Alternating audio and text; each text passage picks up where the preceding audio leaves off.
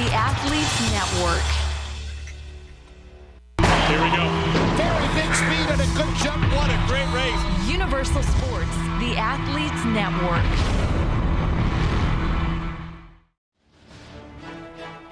Cloudy skies greeting the riders in the Netherlands for the start of Stage 4 of the Vuelta a España. From Venlo in the Netherlands to Liège, Belgium. And there is Fabian Cancellara, wearer of the golden jersey, as the overall race leader after 3 days of the 2009 Vuelta. And as we've seen, huge crowds, including the Devil, turning out in the Netherlands. And this will be the final day for the Vuelta in the Netherlands before finishing in Belgium today and then heading to Spain for the duration of this race. The weather has been rather sketchy today. Cloudy but not raining at the start. It was raining earlier in the morning, and rain is in the forecast for the rest of what is the longest stage of this year's Vuelta a España today. Just under 226 kilometers overall. As I said, beginning in the Netherlands, ending in Belgium, and it is a stage that pays tribute to the Ardennes Spring Classics. And today's route will take in a portion of the Amstel Gold Spring Classic route, as well as the oldest classic, Liège-Bastogne-Liège. And we've already seen a crash on the slippery roads in the rain. Johnny Hoogerland of the Vacances Soleil team went down. He was part of that three-man breakaway yesterday. But Hoogerland caught up in a crash, and that goes to show you what can happen and how quickly things can transpire here in a Grand Tour. One day you're on a break, the next day you're on the deck. We had such a fabulous day yesterday in that break, for so long doing battle with Lars Boom. And today everything changes so quickly. He appears to be okay, Steve, but it's a long day to go. The roads are wet, and this is a tricky course all the way to the finish. Well, he would be okay. Rejoin the peloton, and Fabian Cancellara in the rain, having trouble taking on the liquids here. As most of the riders wearing the rain jackets, pulling them on as the rain started to fall. And those bottles very slippery when they're wet, so they're tough to grab. Now, this was the second climb of the day and the second trip up the famous Kohlberg climb. Not a huge climb, only a Category 4, but Lars Boom of the Rabobank team would go for it, and he would take top honors in this King of the Mountains points. And Boom was also the first up it in their initial trip up the Kohlberg, so he's 2 for 2 going up the Kohlberg today and moving up in the King of the Mountains classification. And with that, we welcome you to our coverage of stage number 4 of the 64th edition of the Vuelta a España here on Universal Sports. Steve Schlanger with Todd Gagulski, and as always, glad to have you with us. And we now pick up the action with just under 80 kilometers left to go in today's stage.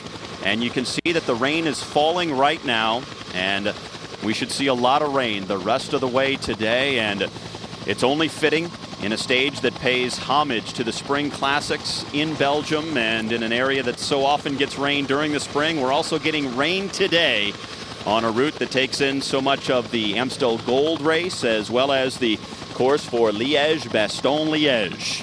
Well, Steve, we can see how green the scenery is here. It's because this part of the world, a lot of moisture, and it often plays a very significant role in these bike races.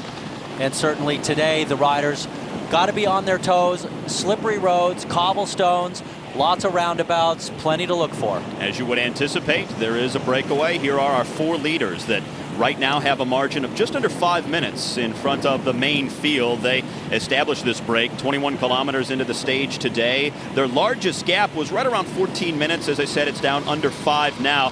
Those 4 riders are Javier Ramirez of the Andalusia team, the 31-year-old. Also, Sergei Lagutin of the Vacances Soleil team, the 28-year-old rider. Also, 23-year-old Lars Boom of Rabobank. We've already seen him win the 2 climbs so far on the day. He was part of the break yesterday as well.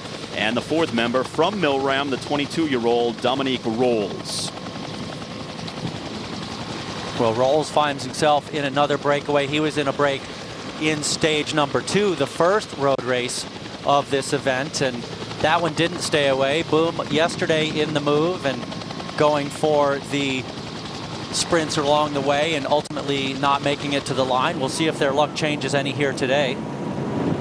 You see the current numbers, 4:37 the margin and 77.5 kilometers left to ride. Well, Gogo, in opposition to what we've seen the last 2 days with completely flat roads, today there's hardly any flat road out there for these riders. It's constantly up and down, and when you put that kind of a profile on what is the longest stage of this year's Vuelta, makes a hard day even tougher. And then on top of all that, you got the rain too. Yeah, speaking with, talking with the different riders over the last couple of days, they said pretty sketchy days, and certainly today, throw in the rain will make it even worse. However, Alejandro Valverde said yesterday wasn't that tough. It was not as dangerous as the day before. So stage number 3, not that difficult in terms of the roundabouts and so on. Today, you put the rain in there, that's going to change things quite a bit for these guys. And now approaching the final 70 kilometers for our 4 leaders right now. Well, mentioning how the profile and the route today has that look and the feel of the spring classics, Amstel Gold and Liège-Bastogne-Liège. But it's important to note that the stage today will not be ridden like the riders would approach a spring classic. The strategy and the approach of the top GC guys will be very different. Very different. Today you have to look to the one-day specialist guys, the guys who will be going for the points jersey. A guy like Bonin, who certainly would want to win in his native country, riding in the Belgian national champions jersey. Those are the guys you need to look at today. Tyler Farah obviously will be going for broke here today. Ciolek, who won a stage in stage number 3, or stage number 2, really wants to get another win. So there's plenty of sprinters that are going for it, but the GC guys, they're going to be trying to be just a little bit careful here. And Saxo Bank has a lot to worry about today, because this is a day that Cancellara could lose the jersey. And they are the ones there in the black jerseys, black raincoats. The Saxo Bank squad gathering near the front of the main field, also getting some help from Quick Step. Case Deparn is represented up there, and so is Garmin Slipstream. You can see Andy Schleck there in the Luxembourg national champion jersey, just slipping behind the Quick Step rider now. Off to the right, it looks like Martin Mascant for Garmin, and in the middle of the screen is O'Grady. So all the teams being present at the front with their, trying to keep tabs on things. This 4-man group, certainly not a huge threat, except for if does stay away, Lars Boom is very close. He's under 20 seconds off the lead, so they can't let him get too far up the road. And this a view now from the back of the main field. Well, after no categorized climbs on the stage yesterday, we have 3 today. They are all Category 4 climbs. We've gone up the first 2, still 1 more to go, and that'll come inside the final 50 kilometers of racing here today on stage number 4. Big natural here taking place at the back of the peloton. The nature break will leave a few guys behind. They'll have an easy time catching back up. Well, the rain is falling here, and we are just about 70 kilometers left to go on stage 4 here at the Vuelta.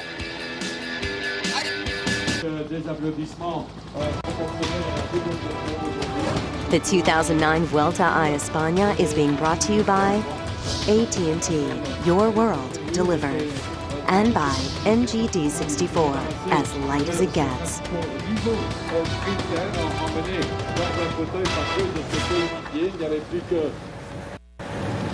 As we bring you back to stage 4 of the Vuelta a España, the gap to our 4 leaders still hovering right around 5 minutes, and we are just about 70 kilometers or so to go to the finish in Liège, Belgium, as the Vuelta a España finishes up the first 4 days of competition. Rest day tomorrow because of the long transfer down to the Iberian Peninsula, and where the race will pick up with stage 5 on Thursday and remain in Spain for the duration of the competition. First 4 days have been spent in the Netherlands, a time in Germany, ending in Belgium today.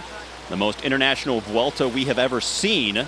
And a lot of the riders, especially the Spanish riders, admitting coming into this day, knowing more rain was in the forecast, and given all the obstacles with the road furniture, the wind, the rain we've seen in the first 3 days, the Spanish riders are so looking forward to getting back down onto their home soil. They're saying, so when does the Tour of Spain really begin? Is basically what the conversation has been. In 2 days. Yeah. That's when it begins. Right now it's all about the nasty weather, the small roads, and the difficult riding, really, with all the obstacles that you were just mentioning. And these guys have all been talking about it. They're certainly ready to welcome with open arms a little bit more large roads, better terrain for them. Most of these guys who come here are here for the mountains. Well, Gogo, there is some debate about just how productive it is to have a route like this, as you see our 4 leaders once again. Ramirez, Leguten, Boom, and Rolls hovering around 5 minutes in front of the main field. Obviously, you have so many passionate Dutch cycling fans who have had a chance to come out and watch this Vuelta a España in the first 4 days, but we've seen a very different style of racing and some very different obstacles thrown in front of the riders than what you will normally see in the Spanish Grand Tour. And some are scratching their heads thinking, well, that's not really what the Vuelta is all about. What do you think? That's a Grand Tour, and Grand Tours are 3 weeks long, so the promoters are always looking for ways to spice things up, make them interesting, and certainly this has changed the complexion of this race. The GC guys that are in here for the overall, they weren't going to win this race in these days out of Spain, but they certainly have an opportunity to lose this race due to a split or a crash or an unfortunate mechanical at the wrong time. So it's, you know, it is what it is, and these races change every year from year to year. But the Vuelta, make no mistake about it, it has the steepest climbs of all 3 of the Grand Tours this year, and it is going to be a climber's race. We just haven't gotten there yet. Well, I like the fact that they're coming to the Netherlands because obviously you're seeing so many fans turning out, and that's surprised even, I think, the organizers of the Vuelta, and you see some more fans here, even on a rainy Tuesday like we have here today. And if you compare it to a race like the Tour de France, that's always going to have international appeal because it is the Tour, but for the Spanish Grand Tour, you need something to broaden the appeal beyond Spanish borders. Well, if you look at what was created by the international cycling body several years ago, they created the Pro Tour. And they said, we want to make all the biggest teams be required to race every Pro Tour event because they felt that the Tour de France was gaining so much international notoriety that it was overshadowing and actually really overbearing on the entire professional sport of cycling. So they were trying to bring up the Vuelta and the Giro and also several other races to get more of the limelight. And so they've tried to do that. The promoters try to do that. Everybody's always trying to make their race bigger and better. Fabian Cancellara here. Tough day for this squad because there's a lot that can happen here in the closing hour and a half of this bike race. And for Saxo Bank, as you see the gap now at 4:49 and just over 70 kilometers left to race for the main field. It's interesting to note that the director for the Saxo Bank team said coming into the day, they're not really going to ride to protect that jersey of Fabian Cancellara right now. They're really going to start focusing on the GC hopes of their young leader here, Jakob Fuglsang. Well, they may not be focusing on Cancellara too much right now, but they'll certainly just try and keep him out of trouble. And, you know, if opportunity presents itself, then they will certainly go for it. And back to the comment I just made about the Pro Tour, though they originally said you have to do all the Pro Tour events, the promoters of the races then started fighting and saying we want to have more of our own say. So now all these Grand Tours are actually invitation. And so the whole Pro Tour thing has been a big battle between the promoters and the teams and the races. Our 4 leaders once again, Javier Ramirez, Sergei Leguten, Lars Boom, and Dominique Rolls. And of any stage that we have had so far, this would be the day where it's more likely that we will not end in a bunch sprint finish, that a break could stay away to the end. Now, these guys, considering their gap under 5 minutes, still so far from the line, there's a good likelihood that they'll be brought back, but we still have some more climbing to do, and we could see other riders who are maybe right now in the main field use one of those climbs as a springboard, launch themselves in spring classic fashion to perhaps get away near the end. So everybody is going to have to be on alert through the remainder of this stage. When if we look back at the sprinters that are in the field behind this lead group of 4, you have to look back to Gerald Ciolek. He already had a win here, and he's going very well. Oscar Freire, the Spaniard on the Rabobank squad, certainly into it. Tom Bonin very motivated to win in Belgium, and he's a 3-time Paris-Roubaix winner as well as world champion. Tyler Farah, the American on Garmin, and Andre Greipel, who's been 4th the last 2 days. He's a man who needs to do something as well. So there are plenty of sprinters. Liquigas has Daniela Bonatti, so lots of guys back there in the field. This breakaway doesn't have a big enough gap to look too dangerous right now. Oh, look at this. There's something dangerous as we have a little pile up there in the middle of the road. Let's see who's been caught out. This is the issue, especially in the rain, Steve, is that when 1 or 2 guys touch wheels, nobody can avoid them, because if you make a quick turn, you end up sliding out. Looks pretty minor in terms of nobody on the ground long, everybody up quickly. Julian Dean for the 2nd day in a row getting caught up in something for the Garmin Slipstream team. He's got that white rain jacket on, so a little tough to pick these guys out in the rain. And some riders getting new wheels. That's another Garmin rider. That looks like Swain Tuft, the Canadian. Now, been a tough first few days for the Garmin team. And Julian Dean having trouble the last couple of days. Tyler Farah missing out on the sprints. And another look as they were getting ready to make this turn. Right in the middle of your screen there, and now towards the bottom as the camera pans up. And we see the initial rider go down, and then everybody behind him gets congested there in the middle of the road, and we start to see some bodies fall. It's such a tough situation, Gogo, because as you mentioned, there is no way to avoid it. Even though you're not caught up in the initial crash, if you see it in front of you, sometimes there's just absolutely nothing you can do to avoid going down. Yeah, Swain Tuft was the Canadian there for Garmin. This man is new to this squad. He's had an impressive last several years, and they've brought him into the Garmin Slipstream team. He's done a ton of work, and we'll see him on the front a lot, turning that big engine over. With the rolling terrain, the rain falling, that may not be the last of the crashes. We will have to wait and see.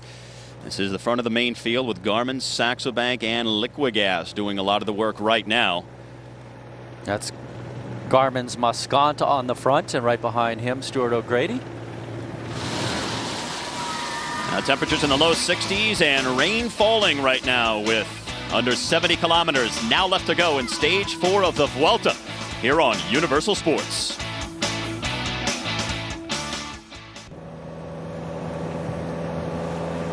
Front end of the main field in pursuit of 4 leaders as they continue to roll over the wet roads now in Belgium, and they will be in Belgium the rest of the way here on stage number 4 as Swain Tuft of the Garmin Slipstream team continues to make his way back towards the main field itself.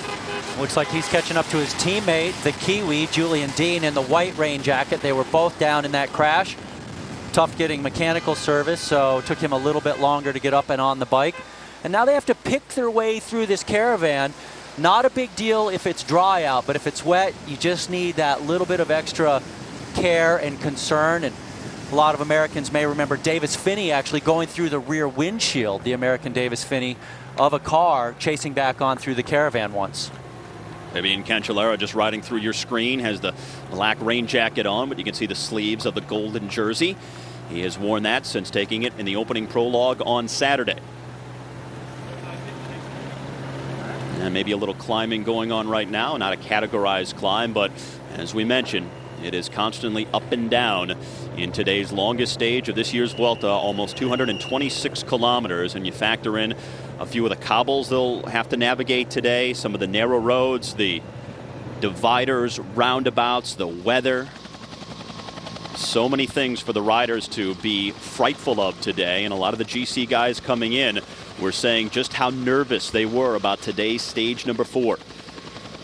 You can add to the concerns and the things they need to pay attention to, in addition to all the conditions, the actual fact that there's a tactical race going on, and they have to be watching out for the danger men and the overall and the classification battles that are being waged by different teams and combinations. So there's a lot to think about today, and today's a day where the radio in the ear will be very helpful for these riders, because it's so hard to even see who is who with their raincoats on.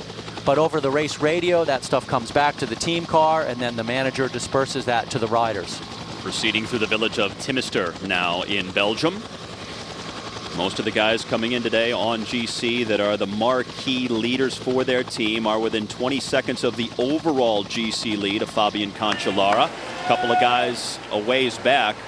Alexander Vinokurov, 36 seconds off the pace in 68th position on GC. And also Sammy Sanchez, 42 seconds back. He's in 85th position right now for the Euskaltel team. And Sanchez wearing bib number 1 at this year's Vuelta.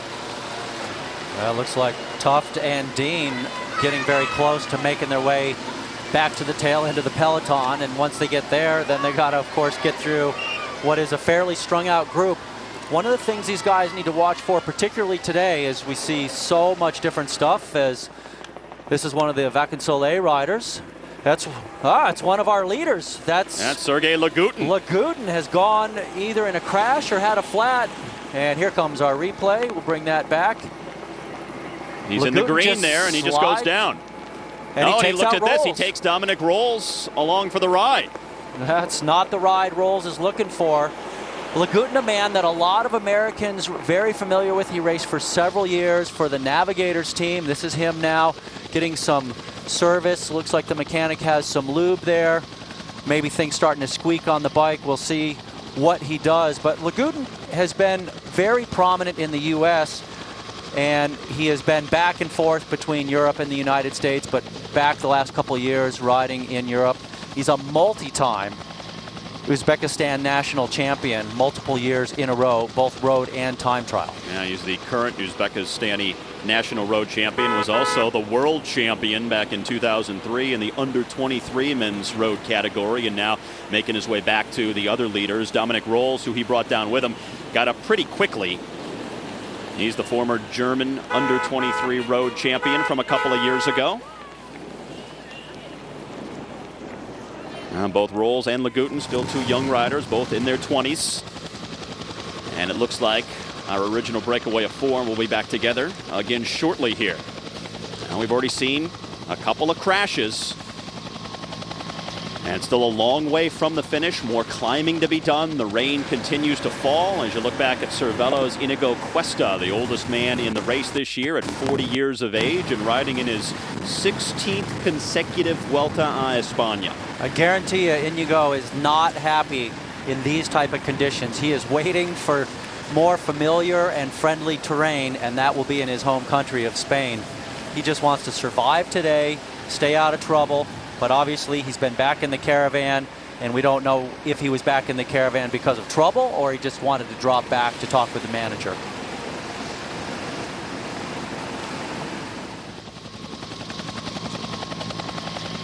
Now from above. Whoa. Whoa. Whoa. Whoa. Oh, look at that. Maybe a Saxo Bank rider, judging by the black rain jersey, going into the back of the tanker on the side of the road. Amazing. Looks like maybe he overlapped a front wheel, got off balance to the outside of the group and went shooting out and was unable to stop or turn due to the wet roads. Well, the 4 leaders back together, but if there's any kind of vehicle parked along the side of the road I would think you would not want to go into the back of, it would be a tanker truck like that. Huh.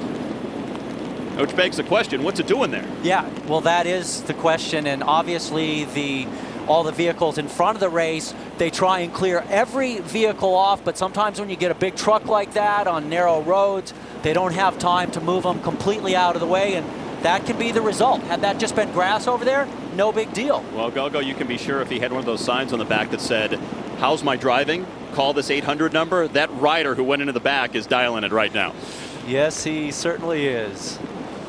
And we'll try to find out who that rider was, but a scary moment. And it did look like one of our Saxo Bank guys because they wear that black rain cape with the white square on it. he was at the back end of the Saxo Bank train there, so we'll try to get an ID. And, well, another rider, a Cervelo man going down. Now this is Gomez, who's had some difficulty, and it's just one after the other right now. Rider number 65.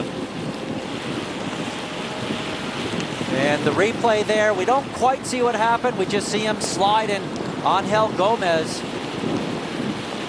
getting exactly what he doesn't want here. Tons of crashes here today, Steve. It's really showing not only how slippery the road is, but how twitchy all the riders are.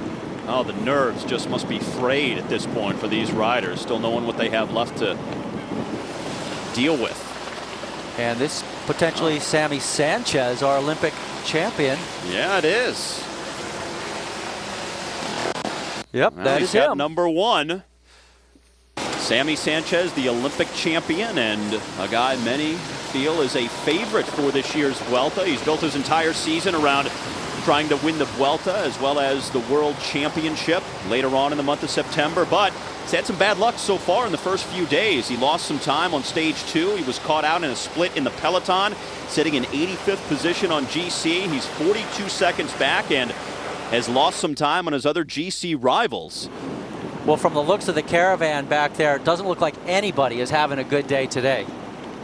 Sanchez, by the way, wearing number 1 because none of the top 3 from last year's Vuelta are back this year, as Contador, Leipheimer, and Sastre have bypassed the Vuelta here in 2009. Now we are under 60 kilometers left to go to the finish in Liège. The rain continuing to fall. Our 4 leaders back together at the front, maintaining a lead of just a few minutes over the main field, but we're seeing some crashes, guys hitting the deck. The roads are slippery, and what is going to happen the rest of the way? Going to be a lot of nervous boys in the peloton as we head towards Liège.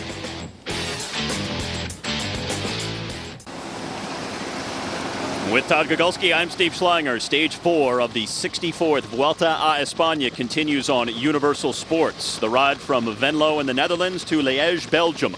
Longest stage of this year's Vuelta at just under 226 kilometers. And boy, what a day it's been already. We've seen some climbing, we've seen some crashing. We still have 4 leaders who are just over 50 kilometers from the finish, and their lead is now down under 3 minutes ahead of the main field. At one point, it was 14 minutes for this breakaway that started 21 kilometers into the stage today. We've already seen 2 of the riders from the breakaway crash, Leguten and Dominic Rolls. They're back up with their other 2 breakaway partners, however. And you look here that Leguten on the back is being very tentative. He just made contact again with the back with Lars Boom. But Boom is very interesting. He's a cyclocross world champion. He's also taking it slow in the turn. So that tells you just how slippery the conditions are. And one of the big problems here, Steve, is once you get scared, then you get rigid on the bike. And once you get rigid, you lose that fluidity and you start making mistakes. You want to be loose on the bike to absorb the bumps, to keep your tires on the road. As far as the climbing, the riders have already made 2 trips up the Kolberg climb, which is the signature climb of April's Amstel Gold Spring Classic. Lars Boom won each of the 2 King of the Mountains up the Kolberg. They still have 1 categorized climb to go, another Cat 4, the Mont 2. And they'll hit that with just about 44 kilometers left to go on the stage today. And then 1 unrated climb, the St. Nicholas climb, that comes with just about 15 kilometers left to go to the finish in Liège. And St. Nicholas is often the decisive and final climb of that other spring classic, the oldest of the classics, Liège-Bastogne-Liège. And once they go over the summit of St. Nicholas, then it's either a descent or flat the rest of the way to the finish. So if there's any hope for the sprinters today, it is the fact that that final climb comes so far from the finish itself. We saw Andy Schleck winning Liège-Bastogne-Liège earlier this year with a solo where he got away late in the race, dropping Philippe Gilbert, another classics real specialist. It was a terrific ride by Schleck. And Garmin on the front, it looks like Martin Moscant once again. But little gaps here just because guys need to be careful. They're in a town, there are manhole covers, various road furniture, and oh, the dreaded white lines. You do not want to ride on those in a corner. But Schleck winning Liège-Bastogne-Liège. Cancellara, your Oro jersey, close to the front. Everybody being careful here through town as they need to be. And I think today, because this is part of a stage race, you won't see the same level of attrition and breaking up the peloton that the course does on a one-day classic. The guys approach it differently. They don't approach it with the same gusto. Only some guys will really be hanging it out. So we may have a breakaway win, but it's likely not to be detonated at the finish.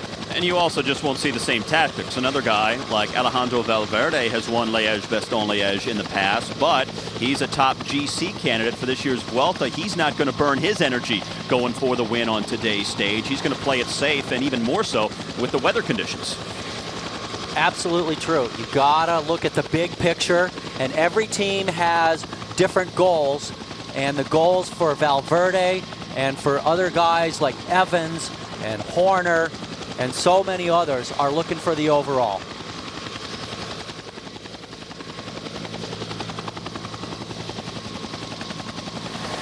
Our 40-year-old Inigo Cuesta of Cervelo hanging at the back right now.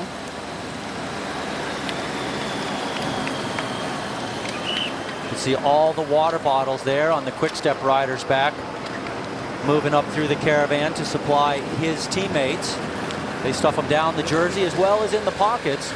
There's the Canadian Dominique Roland. He must be heading back right now for a teammate. And indeed, he has. Roland there being joined by Jose Angel Gomez. Gomez, the man we saw crashing just a moment ago. And that's the Lithuanian there as well, Ignatas Konovalovas. So the three of them working together now to bring Gomez back to the back of the tail of the group.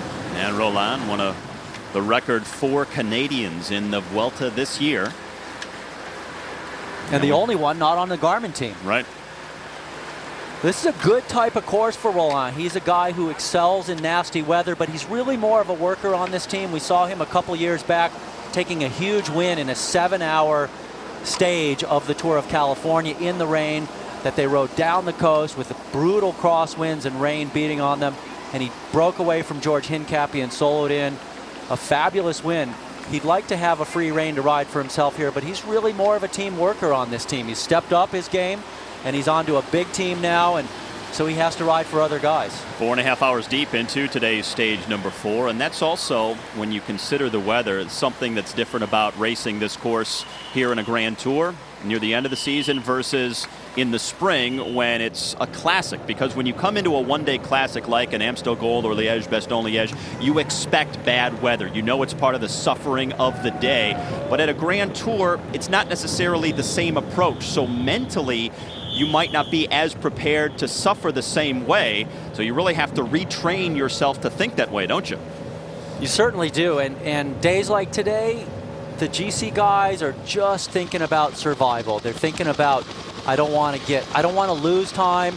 I'm not concerned about gaining time. It's all about limiting your losses. It's just like guys who, when they're overall threats, if they're in a time trial, they're trying to limit their loss in a time trial. The same thing happens here today for the GC guys.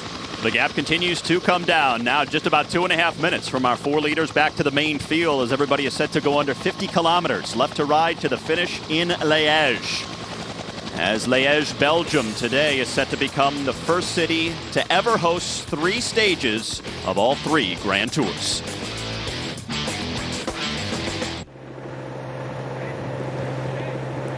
The riders approaching the town of Thiers, but the climb is still a little ways away. Garmin at the front end of the main field right now. Still seeing some quick-step riders as well. Case Duparn is there. And now our 4 leaders on some of the very narrow roads with the climb about to start for them. The final of 3 Category 4 ascents on today's profile of stage number 4. Lars Boom there in the orange and blue of the Rabobank team has been the first across the top of the summit of each of the 2 climbs we've seen. And that was the same climb, essentially, the Cauberg. Well, and he's got the most to gain here right now, because if Boom can win this sprint, he will move into the lead of the mountains competition. And even though that's currently held by his teammate Tom Leeser, they want to keep it all in the family, and the more points he can assemble here, the better off for him. It will be tough for any of these guys to defend as they start to move, either Leeser or Boom, whoever moves into the jersey in 2 days, because there's bigger climbs to come in Spain. So the leaders on that climb, this is the peloton making their way there as well. The Montu with alternating sections of 8% and 2%. The max grade of 10% on the climb comes right around the 2-kilometer mark. And that lasts for just about 500 meters, so nothing really significant. It's a nice little stinger of a climb, and one of the things is when you're racing in the rain like this, your whole body tends to get a little bit numb, and not literally numb, but just sort of numb. Your senses are numbed out. You've got the rain in your face, the rooster tail off of the wheels in front of you, the spray, and everything is just sort of numbed out. And so climbs are a little tougher to get up in the rain like this. Now, once they do get over the summit, it'll be just under 40 kilometers left to go to the finish, and they'll face a steep drop off the Tour climb as they'll get set to cross into Liège. Now Boom hanging at the back there along with Ramirez, waiting to pounce.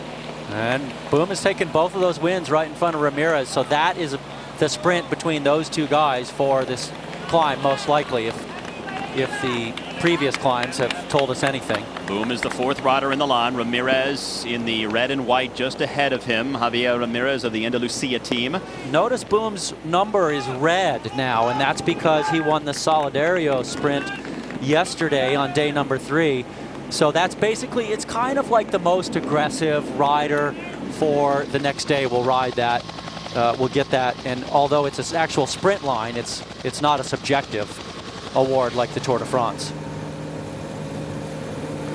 Mainfield coming up behind him, still about 2.5 minutes back of those 4 leaders.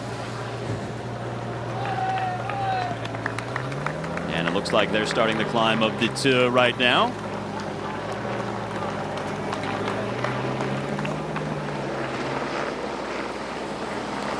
Now 4:30 local time in Belgium.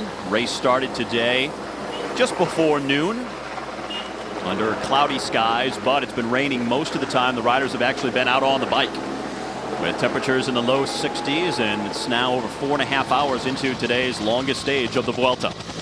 These are the days the guys really earn their paychecks, Steve.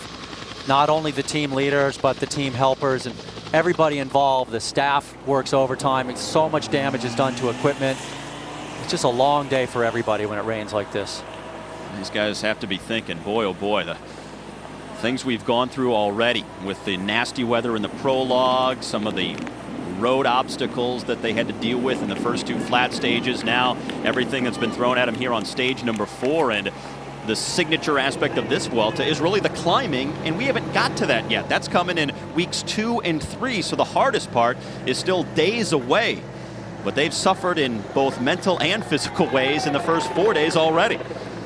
We will see massive explosions of the peloton on Sunday, the first true day in the mountains where they finish on top of a categorized climb, but there are 7 other categorized climbs before that, and this thing will really start to sort out that day. I think one thing you could safely say is, considering what we've seen in the first 4 days and what we know is still to come, this could very likely be the toughest of all 3 of the Grand Tours this year. Back of the main field now on the climb. I agree with you, Steve. I mean, it's always a question of the competition.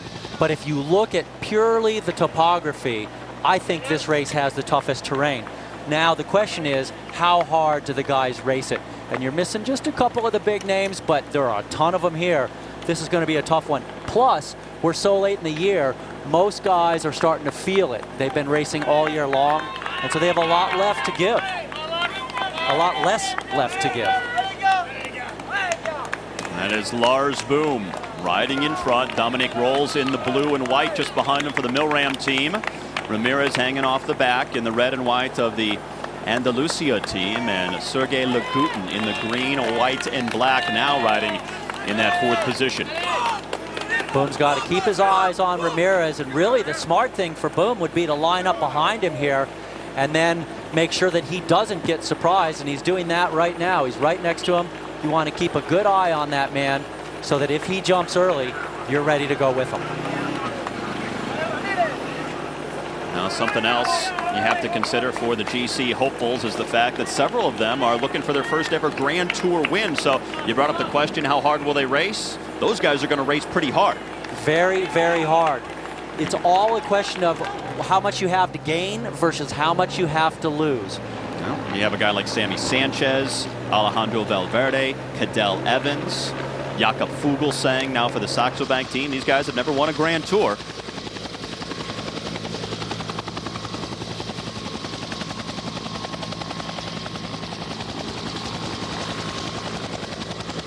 Give you the aerial view of the final of the 3 categorized climbs on the day. All 3 Cat 4s. First 2 won by Lars Boom. He's hoping to make it 3 for 3 within the next minute or so. And then the 1 unrated climb to come with 15K to go, St. Nicholas.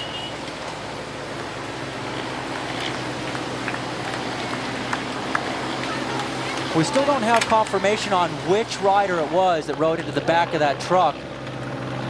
But there is Andy Schleck in the middle of the screen there, as well as Cancellara in the gold jersey. And the 4 leaders again. There is Boom right on the wheel of Ramirez, right-hand side of the road. Now Boom moving past here as they get ever closer to the summit. Well, maybe Boom getting a little confident here as he approaches the top of this sprint, because now he's gone to the front, which means he has no way to watch Ramirez. Ramirez in the driver's seat. He's in a perfect spot to catch him by surprise.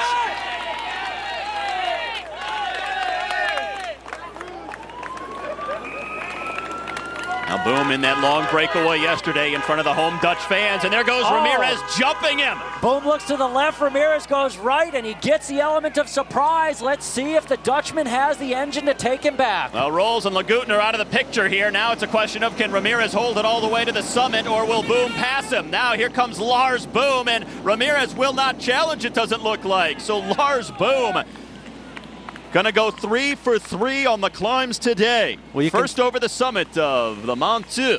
Well, you can see why he is confident here. He's obviously got the best legs of the group of 4, easily outdistancing Ramirez there, even though Ramirez certainly got the jump on him. So Boom gonna move into the maroon jersey of the King of the Mountains later at the end of the day. You see the golden jersey in the middle of your screen, a Fabian Cancellara of Saxo Bank. He's trying to hold on to the overall race lead for at least one more day as the race transfers to Spain after finishing in Belgium today. But how will they finish? You have those 4 leaders still over 2 minutes ahead of the main field, but still over 40 kilometers left to race. A lot of rolling terrain. Will we get another bunch sprint finish like we've had each of the last 2 days, or will a breakaway survive? As you see Chris Horner on the right-hand side of your screen for the Astana squad. Nice to see Horner up there at the front. He's a smart bike racer. He cut his teeth over in Europe. He came back to the U.S. and raced for several seasons, being the #1 ranked rider in the U.S. And then he's gone back to Europe, and he's really been a powerhouse rider over the last couple of years on this Astana squad. Horner finally getting a chance to race for the general classification. We talked to him recently, and even though he suffered crashes at the Tour of California, Tour of the Basque Country, the Giro, failed to make Astana's Tour de France squad. Here he comes late in the season, trying to race for the GC at a Grand Tour, and at 37 years of age, maybe his last good chance to be in this position. So hoping to take advantage of it. He's got the yellow shoes on, easy to pick out on the right-hand side of your screen there. And Horner back in 2007 was riding for Silence Lotto, and he was Cadel Evans's right-hand man. And at the end of the season, he's like, you know what? I'm shopping for a new team. These guys really are not showing me the respect I think I deserve. They're underpaying me. They're not willing to give me a raise. Evans was second in the Tour. And so he went on the road and did some shopping, and he's moved over to Astana. Very happy with that move, I have to say, and certainly liked the addition of Armstrong coming back this year.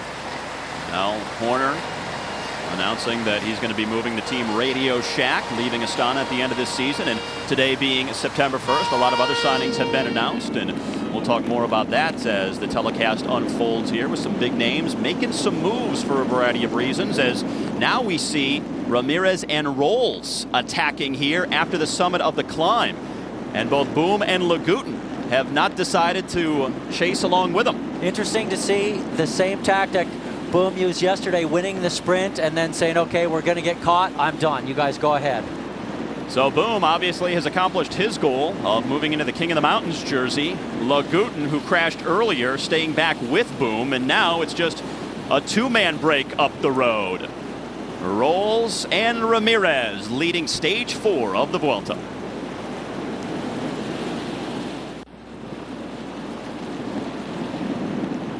Our four-man breakaway has been split in half. We now have Ramirez and Rolls from the Andalucia and Milram teams out front by themselves with just about 40 kilometers left to go.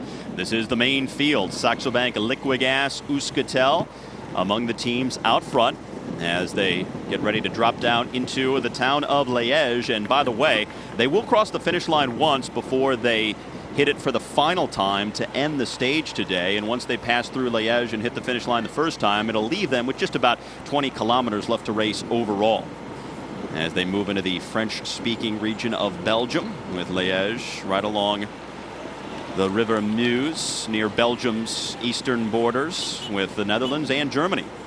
As Martin Mascot of the Garmin Slipstream team moves towards the front. Now Robbie Hunter, the South African sprinter, announced today that he is signing with the Garmin Slipstream team for next season as he'll try to mentor young Tyler Farah, help him win stages at a Grand Tour, still looking for his first ever. And speaking of Tyler Farah, we had a chance to catch up with the Garmin sprinter last night to talk about his hopes for this year's Vuelta.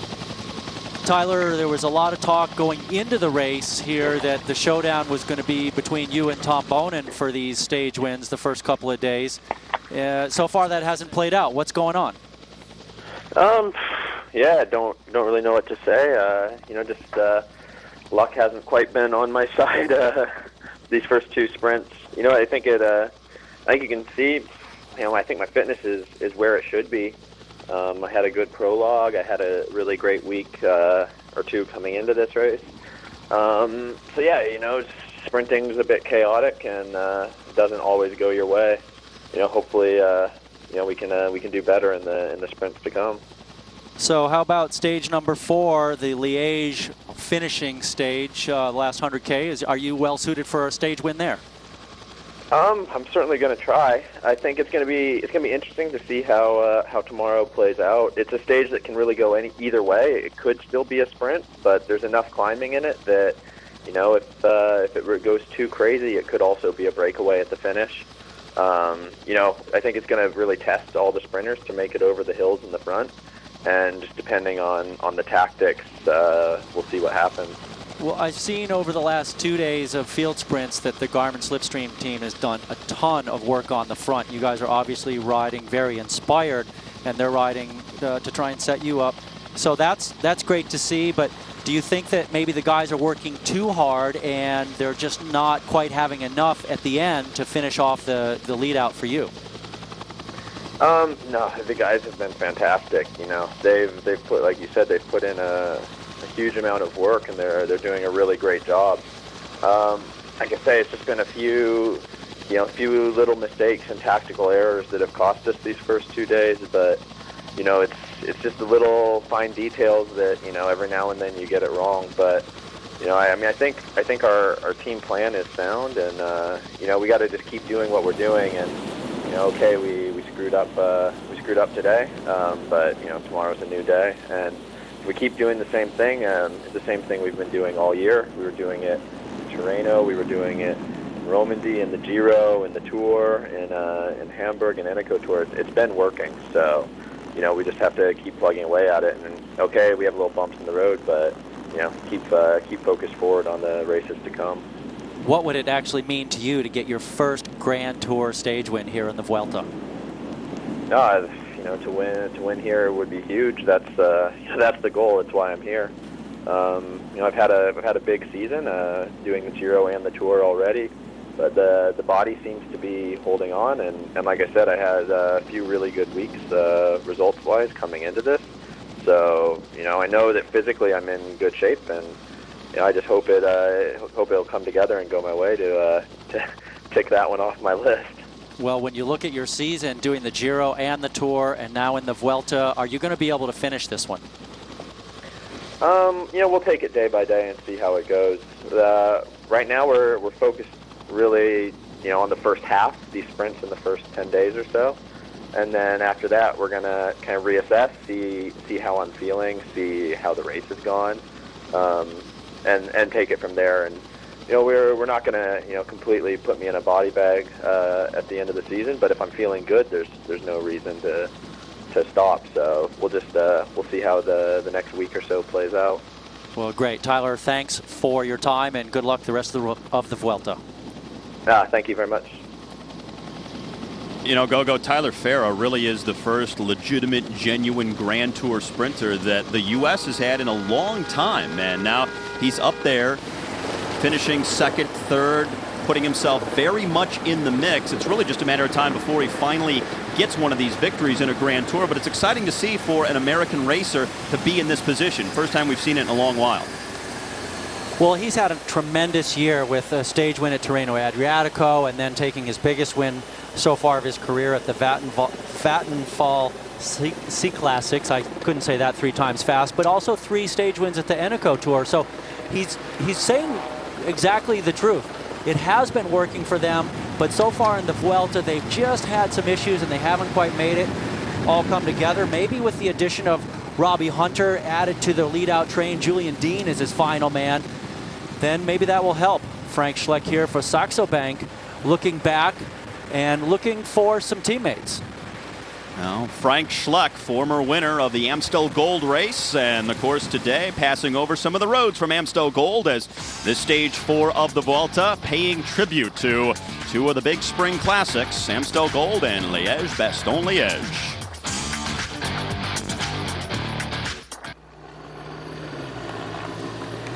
A look at the front end of the main field right now. The rain continues to fall as Garmin, Quick-Step, Liquigas, and even some Lamprey riders, it looks like, are gathering near the front.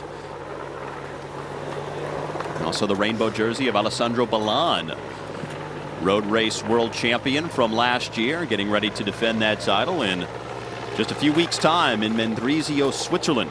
And here is Sammy Sanchez of the Euskaltel team needing a rear wheel change. And that's the second issue he's had today. Tough day for the Spaniard.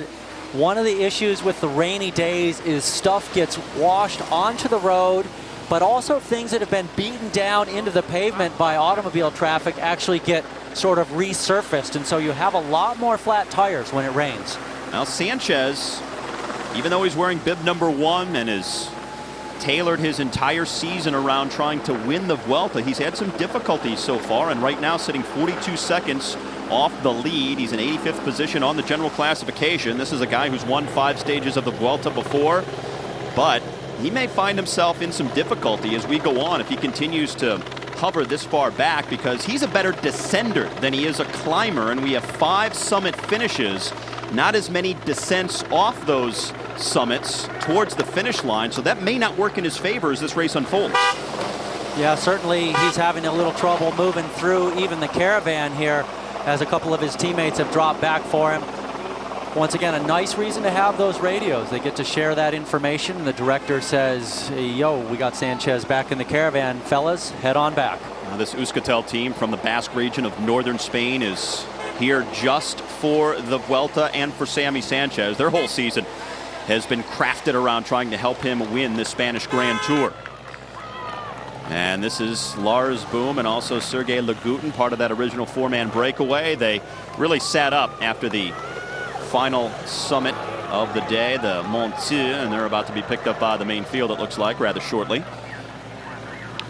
As Dominique Rolls and Javier Ramirez continued on. Well, good, solid day for Lars Boom, however. Mission accomplished. He won all 3 of the categorized climbs, and even though he's wearing the orange and blue of the Rabobank kit right now, he'll be wearing the maroon jersey as of stage 5 as the leader of the King of the Mountains after the rest day tomorrow. Well, stage 5 does have a category 2 climb in it, and that means Boom will have to be climbing better than he's ever climbed before, or get in another early breakaway to defend that jersey. After 5 hours on the bike in rainy conditions, Sammy Sanchez, after the flat, is back within the parameters of the peloton right now. And the rain just about relentless. Doesn't seem to be falling all that hard at the moment, but it does continue to drop on the riders here. And certainly one of the things for these guys is when you're in a small group like the breakaway guys we're seeing who are just getting absorbed, Boom and Lagutin, you don't get all that spray in your face. But the roads are going to remain wet. So even if it stops raining as hard, you have all this water coming up from the wheel in front of you. And that actually has a tendency to go underneath the bottom of your glasses and straight into your eyes. Looks like we have an attack up the left side of the road here. They just rode out of our view. Two riders. Well, it looks like we have Karsten Kroon is one of the riders there. And that's Johnny Hoogerland on the front. Johnny Hoogerland, who crashed earlier today, was in the break yesterday for the Vacances Soleil team. He's the rider in front. Karsten Kroon just behind him for the Saxo Bank team. And Kroon is a guy you have to watch out for on this stage because he traditionally rides well in the Ardennes Classics. And just this year, he finished second in Amstel Gold. We still got our two men off the front by themselves, Ramirez and Rolls, but the gap not very big, and so some riders sensing a potential opportunity to jump from the peloton up to the breakaway group and maybe get a little more motivation going up there. We have a third rider going across, and it looks like possibly another Vacances Soleil rider. Trying to bridge across to the two who just attacked from the main field. Again, 2 leaders beyond them, Ramirez and Rolls.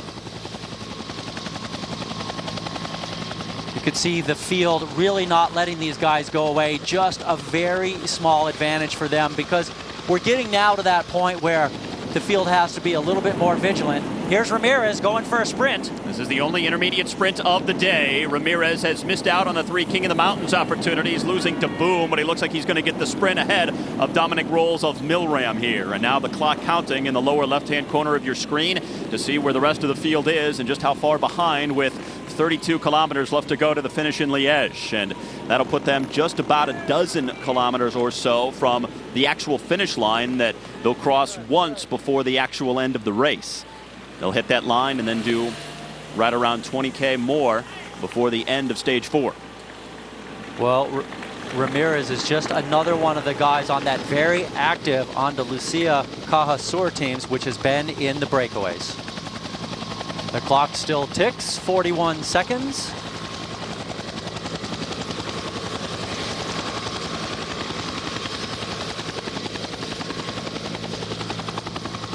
Well, at last check, the gap to our 2 leaders was right around 120. We'll see if that's come down here as the peloton makes their way towards that mark.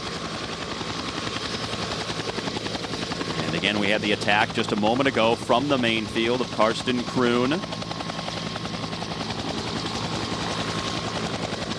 And Johnny Hoogerland. Hoogerland. Louis Vestra trying to bridge across as well. Yeah, little bit. There they are. The gap just under 1:20 seconds now to our 2 leaders. And the other guys that are trying to get away from the field only a matter of seconds in front. This looks like Vestra now on the attack.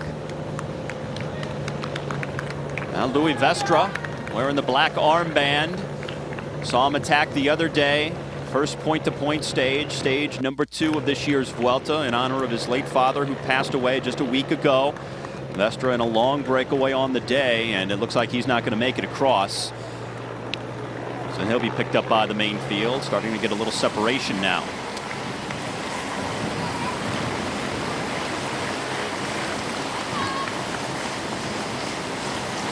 Pace quickening a little bit here.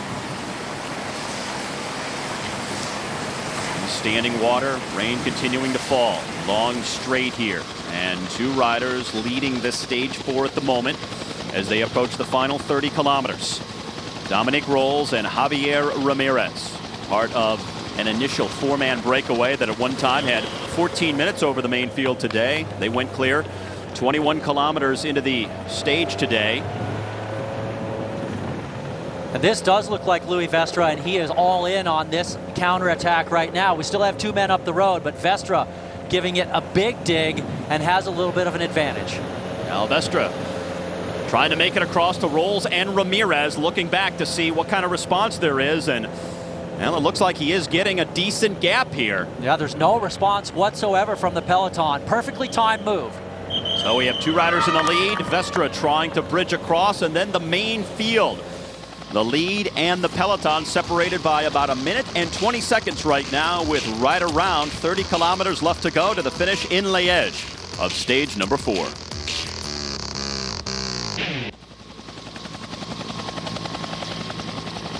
The 64th edition of the Vuelta a España under rainy conditions on stage number 4. And with just about 25 kilometers left to go, we have two riders who are still out front. It's Dominic Rolls of the Milram team, Javier Ramirez of the Andalucia team. One rider trying to bridge across. There he is right there. That is Louis Vestre of the Vacan Soleil team. He attacked from the main field and trying to bridge across to make it a leading group of three. Louis Vestre, part of a breakaway on stage number 2, also animating the later stages of this day number 4. Here are our leaders, Ramirez and Rolls. They were part of the initial 4-man breakaway earlier today. It was Ramirez and Rolls joined by Sergei Lagutin and Lars Boom, who have since been absorbed by the peloton, but they've been dealing with chilly, wet conditions all day long. We've seen some crashes already. Some of the favorites for the general classification have had issues. And now on the outskirts of the finishing town of Liège, Belgium, that today will become the first town to ever host all 3 of the Grand Tours. They've hosted the Giro and the Tour de France before, and now for the first time ever, welcoming the Vuelta a España for the finish of stage number 4.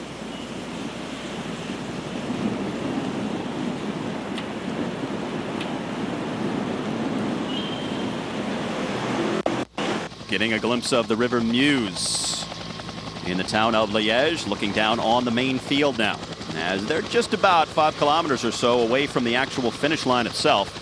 And once they hit that, they will have 20K left to go in the stage overall. Oh!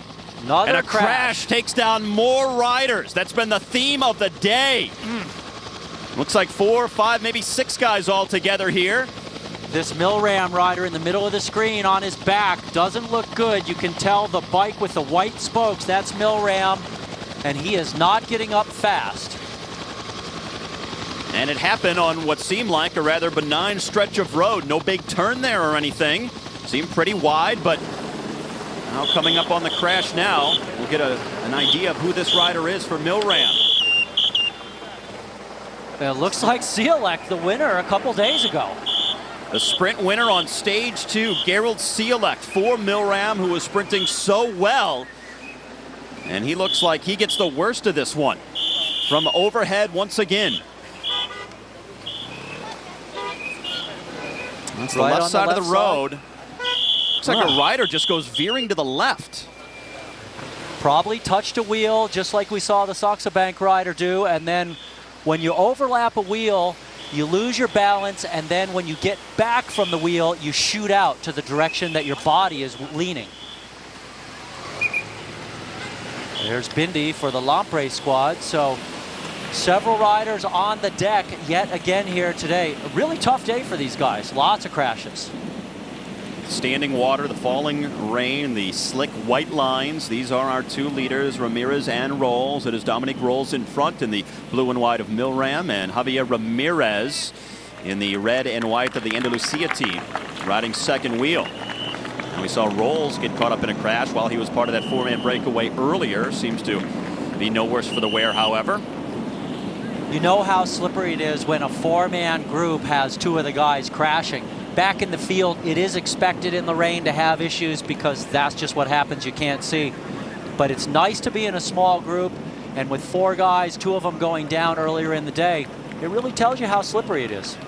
Remember, these 2 riders here have another rider who is between them and the peloton right now. Vacan Soleil's Louis Vestre, who's trying to cut across and make it a 3-man escape.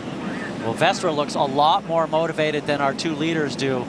And he is now 20 seconds back. We'll get another shot of him shortly. You can see him rocking through the corners quite a bit faster, still a little tentative, but not as slow as the 2 leaders. And he's got him dead in his sights. He'll be catching him here in the next couple minutes. Now, this Vacan Soleil squad has been animating this Vuelta in the first few days. They do have 12 wins already this year, and prior to the start of the Vuelta, they went to a high-altitude training camp in the Sierra Nevadas of southern Spain. And they did visit the 3 summit finishes in the Andalucia region of Spain that the Vuelta will hit later on in the competition. So these guys are coming to race hard, and they mean business. And we've already seen it in the first few days. Now the 2 leaders approaching the finish line for the first time. Ramirez and Rolls. You can see Ramirez there talking to Rolls. You wonder what the common language is, but it may just be hand gestures as there is an opportunity here for another sprint, and it looks like Vestra the coming Spaniard up behind. not contesting. Louis Vestra not too far behind. He's cut into that 20-second deficit, now just a few seconds back. He'll make the turn here. You'll see the finish line shortly for the first time. But Vestra looking very comfortable in the wet conditions. He will catch these guys momentarily. Then we will have three. The question is, will they be able to reorganize and re-energize and start to hold the peloton off? There is the finish line. 5 hours, 17 minutes that they've been on the bike today, mostly in rainy weather. So 3 riders have crossed, and we'll now wait to see how long it is before the peloton makes its way through there. And Vestra about to get on the back. So it'll be Rolls, Ramirez, and Vestra, our 3 leaders right now here on stage number 4, and now the main field rolling through. And not much of a deficit. So it looks like they will catch those 3 riders in just mere moments at this pace. So just about 20 kilometers left to go on stage number 4. One more small climb and then flat roads to the finish. Just about the final 15K or so are flat or downhill. So what will we have? A bunch sprint, a breakaway that survives. So many possibilities here in the final 20K of stage number 4.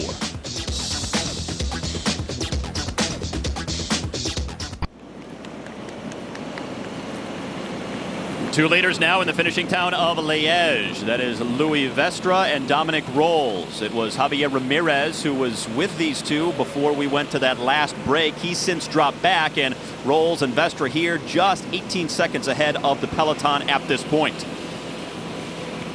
Under 20K left to go to the finish in Liège right now. Water kicking up off the tires of our 2 leaders. So as far as the original 4-man breakaway on the day, Dominic Rolls the last survivor at this point. He's got some new help there with Vestra. Vestra seeming very motivated right now, but you got Quick-Step on the front of the bunch here. They want a big win for Bonin, and he's a man who certainly excels in these nasty type of conditions and in this type of a finish. So this breakaway, very hard for them to stay away. We still have one more small climb, an unclassified climb, the St. Nicholas to go, and now Rolls dropping back, Vestra in front, and Rolls is going to be waiting to be swallowed up by the main field in a couple of seconds. Well, Vestra really showing his motivation here, and this is a man in his first Grand Tour, Steve. He's a Dutchman. He excels in this kind of nasty weather, and he's won a stage and the overall at the Tour of Picardy earlier this year.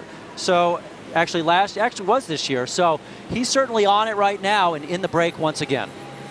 So Vestra, not part of that initial 4-man breakaway that structured so much of the day. And now we have another attack. The Columbia rider Kim Kirkin going on the offensive here, blowing by Rolls. This is a very dangerous man. The field will have to respond to Kirkin.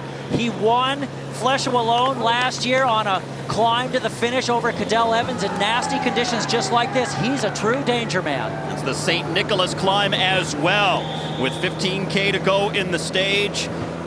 Only a 1K climb, average gradient 11%. Now it's often the decisive climb at the end of Liège-Bastogne-Liège, the Spring Classic, as Kirkin comes up to the back of Louis Vestra right now. But probably not going to be decisive today as Kirkin goes by him.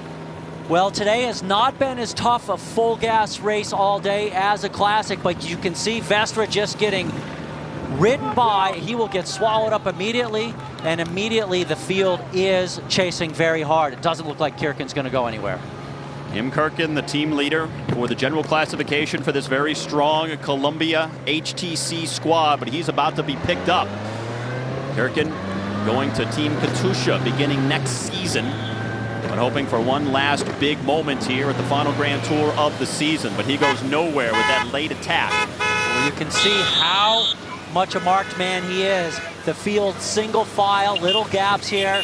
When Kirkin goes late in a race like this with under 15K to go, everybody responds. Under 15 kilometers left to go to the finish.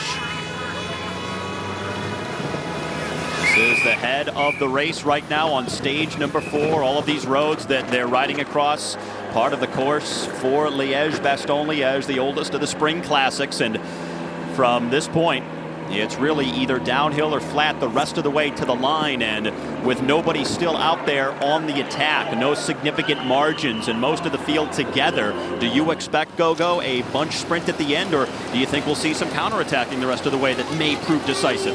I think it's pointing towards a bunch sprint, but I know that there are always guys who go on the attack, and they certainly will. If they don't have a good finishing kick, they will send guys up the front.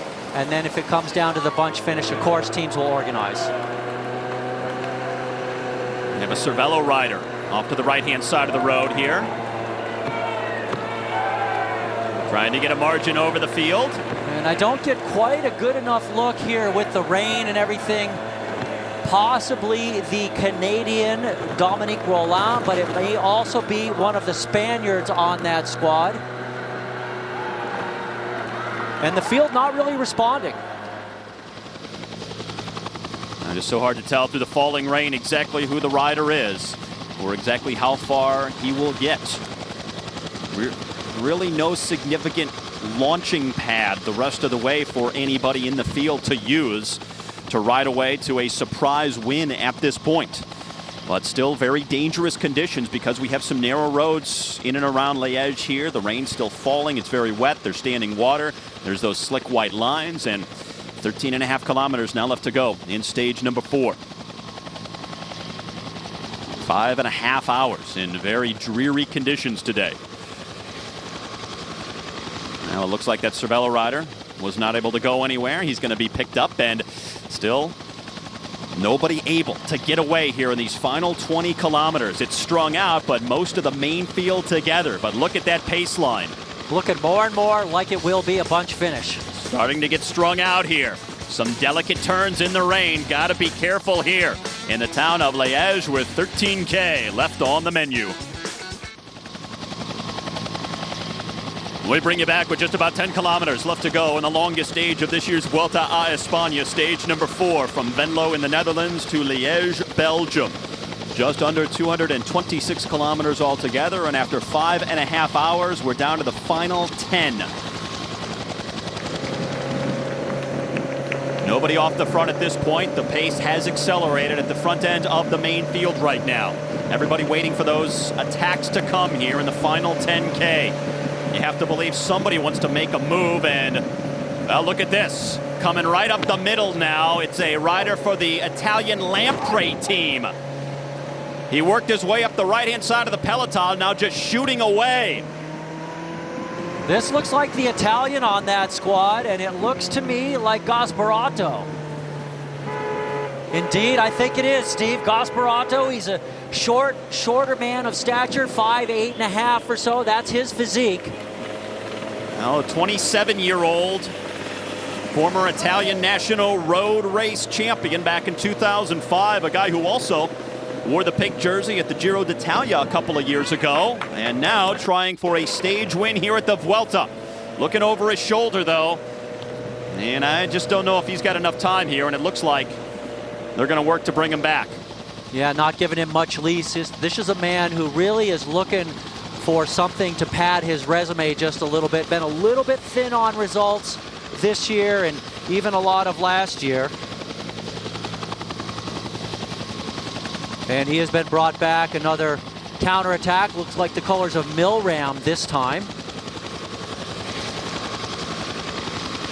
Now, attacks and counterattacks are a staple of these long stages when you get down to the final few kilometers. Everybody's tired, both mentally and physically, especially with all of the weather that they've seen today.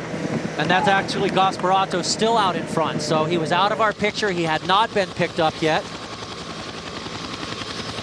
So under 10K to go for Gasparato, making a good move here.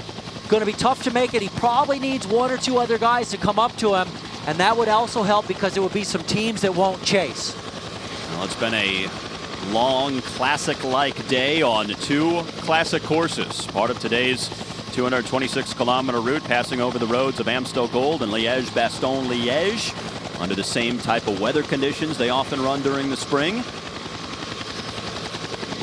This is stage 4 of the final Grand Tour of the season, the Vuelta a España. Rest day coming tomorrow, and boy, will they need it. After several hard days of racing, some difficult conditions. And they'll make the long transfer down to Spain as Gasparotto continues to hold on off the front here. No official indication of how much time he's got. This long straight, maybe an opportunity to see the rest of the field coming in behind, and there they are making that turn. So not much over 10 seconds. No. And still over 9K left to the finish line. Those white lines there, the field certainly will be a little sketched out on those in that hard left-hand turn.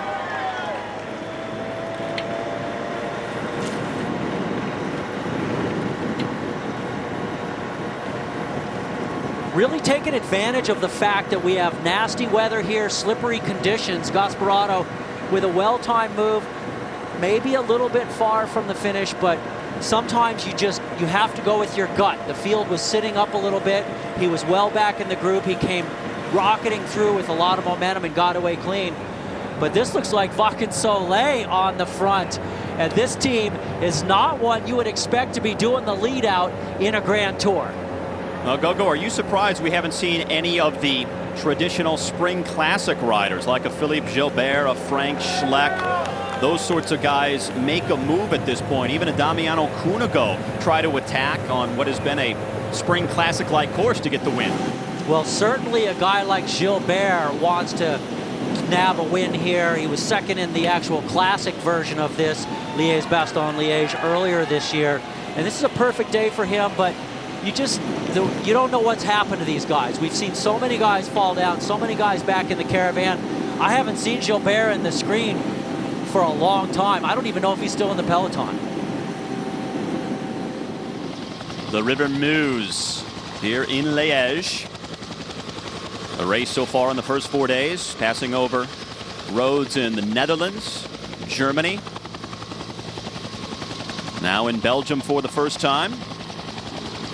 And now 7.5 kilometers left to go, 8 seconds from the peloton out to Enrico Gasparotto, the only man not within the confines of the main field at this point or out the back. Now at this pace, small gap, flat roads, looking more and more like a bunch sprint could be what we will see for the 3rd day in a row. Certainly no team taking control of the lead out here, and it's more of what we've seen on stage 3 and stage 2, where no team really took control, and we had surprises both days. 10 seconds, under 7K to go. Harold Cielek won the sprint in stage number 2. Greg Henderson of Colombia won stage 3 yesterday. We've seen some surprises in the sprint so far by guys who have finished in the top 3. Will there be another surprise today at the end? We've talked a little bit about some of the favorite sprinters here. Bonin from Belgium. Tyler Farah, the American, wanting to get his first Grand Tour win. Greipel, the German on Columbia HTC, who is 4th the last 2 days. Bonatti, the Italian. How about Oscar Freire, the 3-time world champion? He was 3rd yesterday. All these guys looking for it. Freire is knocking on the door as well, but the favorites really haven't come to the front yet. And we've seen some interesting sprints as teams haven't necessarily gotten things organized in the final Ks really the way they would like. We've seen some teams like Vacan Soleil yesterday come up and surprise the other favorites by getting things organized, as the Schleck brothers are hanging near the back here trying to stay safe, if at all possible, if there's anywhere to be safe at this point. Now for them, they'll be trying to make their statement in the mountains as they prepare for the World Championships later this month. And I tell you what, if they're trying to stay out of trouble, I don't know if back here is the place you necessarily want to be. It's really a roll of the dice also at these races, because right at the very front in the first couple wheels you're usually okay, but once you get back more than about 10 wheels, there's a lot of battle going on for position. So you either want to be like in the top 10 or sometimes pretty far at the back. But if you're more than 10 guys back between 11 and 30, then it's really tough because there's tons of fighting going on. and you can really find yourself in trouble. Now Gasparotto inside of the final 5K, but look how close they are now. And he looks over his shoulder and realizes it's going to be very tough to stay away at this point. It looks like his goose is just about cooked here, Steve. Gasparotto not showing the same enthusiasm he had earlier. He's sitting up a little bit, looking over his shoulder, and he threw in the towel. Going by the soccer stadium of the team here in Liège, Standard Liège, part of the first division in Belgium, and a team really known throughout Europe as they make this very casual left-hand bend. Well, I'd certainly be making it pretty casual if I were in the race right now with all the crashes we've seen today.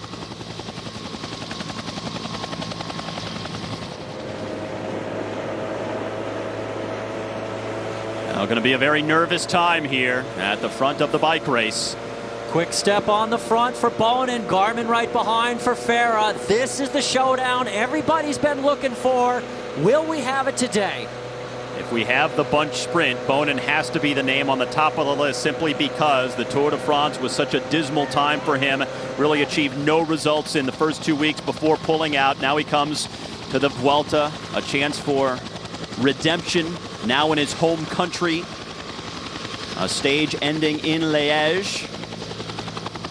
Can he get the sprint that he's missed out on the first couple of days as we go inside of 4 kilometers? Keep an eye on Bonin, who is wearing the green jersey of the points leader today.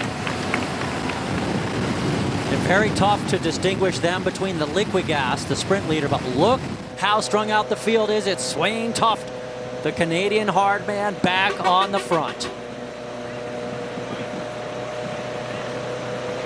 Garmin and Quickstep, the two teams at the front, they've been there for basically 3 days in a row now, trying to put their sprinters in position.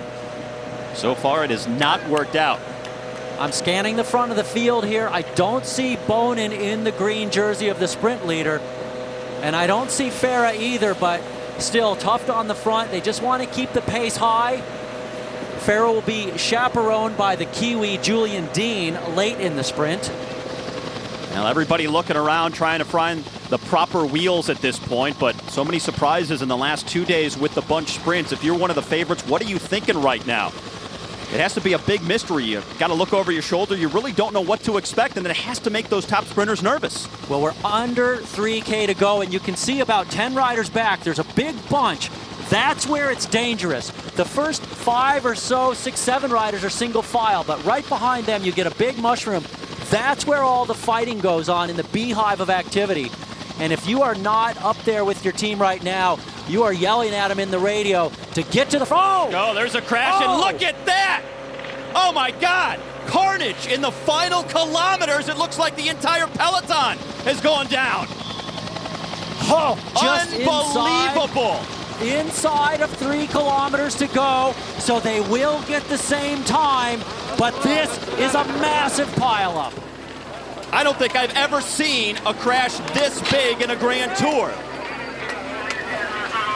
So there's only one line through the corner, and there's just nowhere to go once they start falling in front of you. It's almost like a black hole just swallowed them up. Unbelievable. And only a few riders in front really survived that. I mean, look, it's like maybe 5 or 6 Columbia Quick-Step riders who made it through there. Now look at this, the overall leader, the golden jersey of Fabian Cancellara, he was caught up. How many of the other GC favorites were caught in this? We'll have to sort this one out.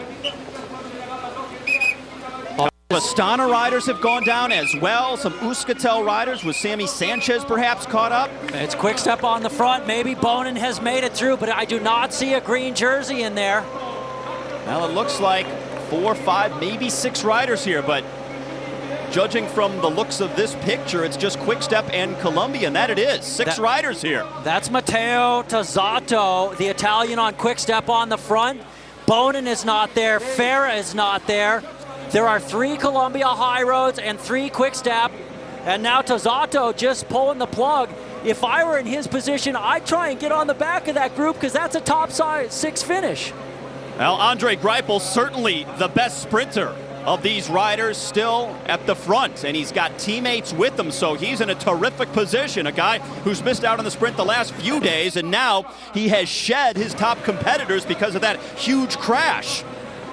This will only be going for the stage win and the bonus time, as it is now 3 Columbia High Road. On the left of your screen, you see the German Grobsch for Columbia High Road. Right on the front for Columbia High Road, it's Seiberg.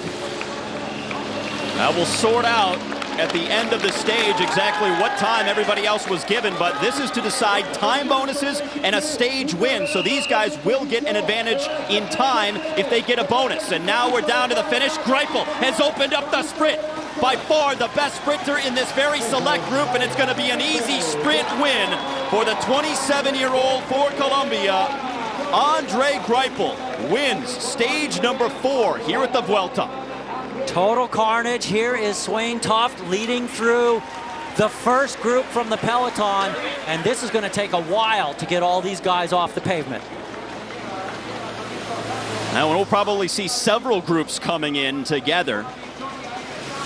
But Greipel gets the win. He will get a time bonus of 20 seconds. So if they do decide to give everybody the same time caught up in that crash, they'll get the same time. But guys that finished within that time bonus opportunity at the end, they'll get those bonuses. So they'll get an advantage in that regard.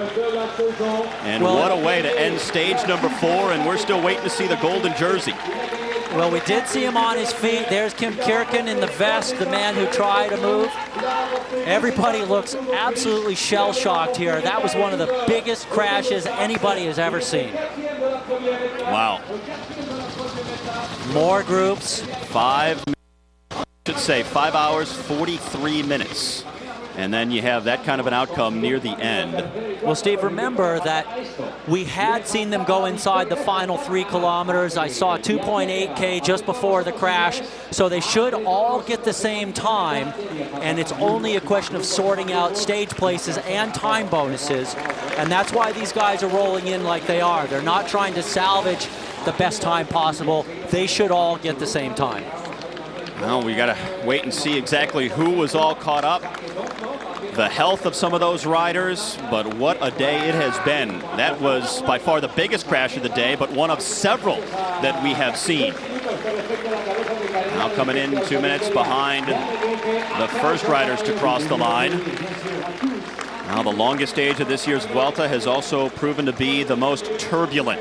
Yeah, just under 226 kilometers, numerous crashes. And look at this. There's Ezequiel Mosquera of the Jacobeo Galicia team. 4th at the Vuelta overall last year, highest placed rider from last year to come back for the 2009 edition. He looks really banged up, being helped by his teammates. And look at that, not even pedaling. He's being pushed to the line. And he was 5th the year before in the Vuelta. I still haven't seen the golden jersey of Cancellara. Have you seen him? Yeah, he's not crossed the line. We saw him get up, bending over his bike, but we have not seen him cross the line. Mosquera here getting a lot of support from the crowd here in Belgium, but it's not what he's looking for. Not even turning the legs. It looks like the left side is what's bothering him. Well, a lot of those guys could very well get the same time in terms of the marquee GC contenders, but what could really separate them going forward is their health. Who went down, who was hurt worse than maybe another guy? That's what we're really going to have to determine here. But still no Fabian Cancellara at this point crossing the finish line. And we're over 3 minutes since Andre Greipel crossed with the win. On the right there, Simon Gerrans, the Australian. And 3 Astana riders getting ready to cross the line, but that is the winner, and a very fortunate one. Andre Greipel of the Columbia HTC squad.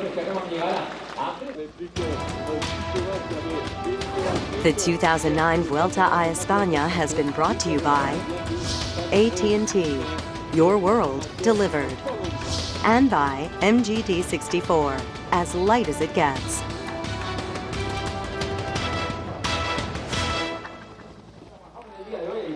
Well, finally, Fabian Cancellara in the golden jersey of the race leader here at the Vuelta, making his way to the finish line some 5 minutes since Andre Greipel crossed as the winner of the stage. Actually 5.5 as he hits the line there. But we do now know that everybody caught in the crash will be given the same time. So as a result, Cancellara will keep that golden jersey for another day. We'll have to see how he is physically. Remember, after the crash, he was bent over his bike for a moment. One of what looked like at least 50 riders or so who were caught up. Well, he's still smiling, but he's not really interested in doing an interview, so he's probably okay, just shaking up a bit. Well, that crash certainly worth at least one, if not more, looks. This is how it appeared from overhead. Right side of the screen, about just under 10 riders back. And then just like dominoes from there, Steve. At first it was 7 riders in front who made it through, and then a few more riders it looked like escaped. But at first glance it looked like the entire peloton was just swallowed up. It looked like that rider, literally his back end just slid out, and then everybody just started ramming into him and all the debris. Cancellara there standing for quite a while. Oh, and look at this, Chris Horner down. Horner, what a season he has had. Can you believe this? Injured Yet in again. California, injured in the Basque Country, injured in the Giro, and he doesn't look good right now either. Can you remember a rider who's had such an unfortunate season? Look at his face. Oh. His face has got blood on it. His face hit the road as well. They're looking at the left wrist, the left shoulder. Mosquera. This is Zeke Mosquera as well. So we're seeing some GC guys definitely caught up, and boy, got to wait and see how other guys are. What happened to Basso, Valverde, Sanchez, Cadel Evans? Those guys weren't in the first 6 or 7, so don't know how badly they may have been caught up in that crash. Well, here are the GC standings now after 4 stages, as Cancellara, with everybody given the same time in the crash, still holds on to the golden jersey. Leads Tom Bonin by 9 seconds. Bert Grapsch has moved up into 3rd. Andre Greipel 4th. Basso seems to be okay. That's the word we're getting as well. So quite a tumultuous ending to the longest stage of this year's Vuelta a España.